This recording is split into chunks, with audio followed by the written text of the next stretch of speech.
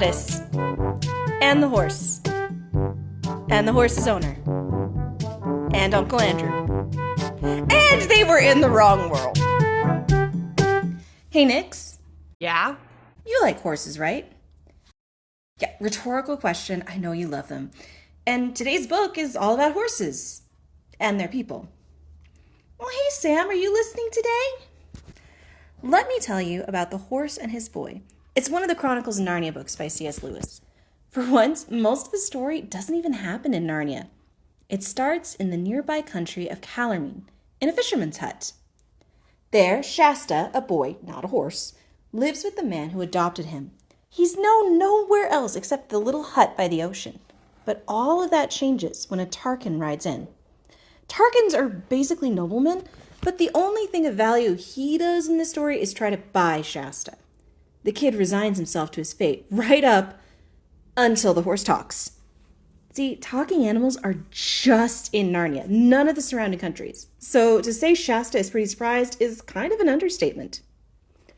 The horse introduces himself as Bree, a prisoner of war, ready to steal the boy and make for Narnia in the north.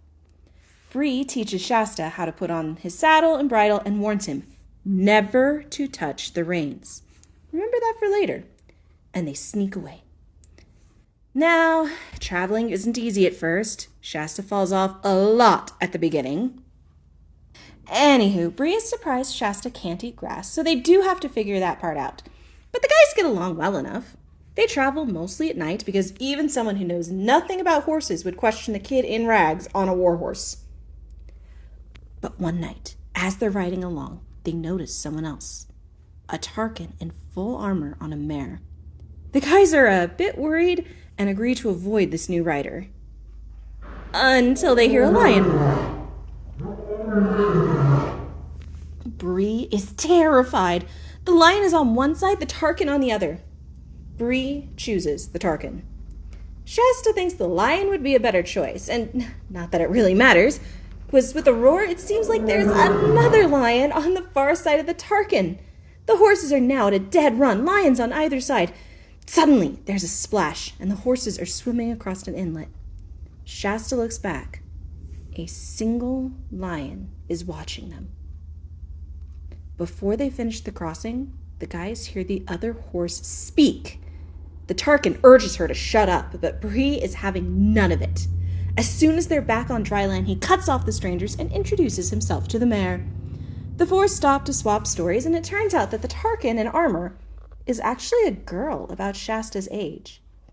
She introduces herself as Aravis. Aravis was from a noble family, and her father had arranged a marriage to the Grand Vizier, a man about 60 years old. She was going to permanently remove herself from the problem, but her horse, Hwin, spoke up and saved her life. The two chose to run away to Narnia. Aravis escaped her maid, dressed in her brother's armor, and they left. The girls traveled alone at night to avoid other people until they met Bree and Shasta. The four decide to travel together, and all goes well. I mean, Shasta is a bit jealous because Bree and Aravis leave him out of their conversations a lot, but everything else is fine. The Tashbaan is coming. They can't go around this capital city, so they have to go through it. Hwin comes up with the plan of disguising the kids as beggars. Just Aravis. Shasta is already a beggar. And then disguising the horses as plain work animals. Bree and Aravis try, but it is not easy for these proud characters to pull off. So they enter Tashbaan, and their entire backup plan is to meet at the tombs of the ancient kings if they get separated. Always have a backup plan, kids. See, Tashbaan is kind of like IKEA. You have to go through the whole thing to get out. There are no shortcuts. And in Tashbaan, at least, travelers are constantly pushed off the main road when rich people parade through, carried on litters with their guards clearing the way. It's a frustrating trek, but they were getting somewhere. It was fine. Until it wasn't. One of these parades is made of a bunch of weird-looking people. Some humans who aren't like the dark-skinned Calormenes, dwarves, a fawn, a raven, and they all stop right in front of Shasta. They seem very concerned about him, asking him where he's been and saying he's very naughty for running away from them. And then they leave with Shasta, leaving Erebus and the horses behind. Shasta is brought to the house the Narnians have been staying in. He knows he isn't who they think he is. They keep calling him Prince Corin, apparently from Archenland, a country on the border of Narnia. Eventually, someone diagnoses Shasta with heat stroke, and they leave him alone to rest. Instead, the kid chooses to eavesdrop. It turns out that the Narnians are in town because the Calormene prince, Rabadash, is trying to persuade Queen Susan to marry him. He's a jerk, and she's not interested. But part of that jerkiness is that Rabadash will probably hold the group hostage if he doesn't get his way. The Narnians plan their escape, and while they do, Shasta hears some things that might help him and his friends. The Narnians wrap up their plans and leave Shasta alone. He's trying to figure out how to get himself out of the house into the tombs when a boy climbs through the window. And believe it or not, this kid looks exactly like Shasta. Shasta fills the boy, Corin, in on the Narnians' plan, and Corin tells Shasta how to get out and to find him in Archenland when they all get there. Corin finds the whole situation hilarious and is looking forward to hanging out later. Shasta doesn't find it as funny, but he climbs out the window and over rooftops until he can get back to the ground. He gets out of the city just before the gates close for the night. The tombs look like giant beehives, and the others weren't there yet. Shasta would have to spend the night alone, with stories and imaginings of ghosts and ghouls as his only company. And in case you didn't know from The Lion, the Witch, and the Wardrobe, ghouls are real in this world. As Shasta gets ready to sleep, something soft brushes his leg. A cat has come to keep him company, and its presence makes him feel a lot safer. Shasta does wake up in the middle of the night. There's a strange noise. Jackals, although Shasta doesn't know that. And suddenly, a large shape stands between him and the animals. A lion? A moment later, the shape draws closer, and it seems the cat is back. Shasta is confused. The creature had clearly been much bigger a moment ago, but he eventually settles back to sleep. The next day, Shasta plots the course they will need to take and waits for his friends. Bree and Whim arrive that evening with a stranger. There is no sign of Erebus. Erebus had her own adventure getting out of Tashban. Right after the Narnians kidnapped Shasta, another noble came through. One Erebus knew, Lazarline Tarkina, Tarkina being the female form of Tarkin. Now Lazarline recognized Erebus in the crowd and called out to her. Erebus jumped onto the litter and forced her friend to shut up. I'm sorry, I'm calling her Laz. Her full name is too long. Laz brings Erebus to her home, and Erebus tells her the whole story. Have you ever had a friend who isn't much like you and doesn't seem to understand things you think are important? Well, all that night, Laz kept changing the subject to clothes and parties, and why don't you want to marry the Grand Vizier, darling? It's not until the next day that they finally make a plan for Erebus to sneak out of the city. That evening, on that second day, a groom walks Bree and Hwyn out to the tombs, and Erebus dons a new disguise. Erebus and Laz enter the palace and start making their way to the back gardens, where there's a door connecting to the river that goes around the city. Unfortunately, Laz gets lost, and they end up in a deserted part of the old palace. Not a problem, they can backtrack, right? Until they see torches. The two girls duck into a room and hide behind a couch, just in time. A group enters the room. 2 slaves, the Tisroc, or the Emperor, the Grand Vizier, and Prince Rabadash. And Rabadash is furious. The Narnians, including Queen Susan, escaped on their ship the night before. Rabadash wants to ride across the desert with 200 mounted soldiers to attack the kingdom of Archenland and use it as a base to conquer Narnia and take Susan. The Tisroc approves, as long as Rabadash takes responsibility if the attack fails. And if Rabadash were not to return, well, the Tisroc has other kids. Once the men leave, the girls finally make it to the gate, and Erebus boats across the river to join the others. She tells them what she has heard, and Shasta explains his plan to get across the desert. There are 2 ways that they could go. The first way leads to an oasis and then on to Archenland. The second way could be shorter, but there's no chance for water until you're across the desert and reach a river. Rabadash will take the first route. Our band of refugees will take the second and try to warn Archenland before the prince attacks." They set out at once. The horses trot at a quick pace, and when they break, they slow to a walk and the kids dismount. But once the sun rises, it gradually gets awful.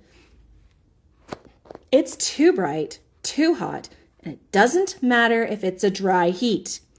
It gets to the point that Shasta can't walk when Bree needs to break because the sand scalds his bare feet. This lasts all day and even for a while after the sun sets. Eventually, the group stumbles into a gully which leads to the river. The exhausted travelers drink gratefully and cool down in the water. Hwin urges them to go on, but they all fall asleep. Erebus is the first to wake at almost noon. She rouses the others, and they spy something on the horizon. A dust cloud. It's Rabadash's army.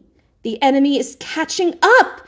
The kids mount and ride for Archenland, but the horses are tired. They can't run forever.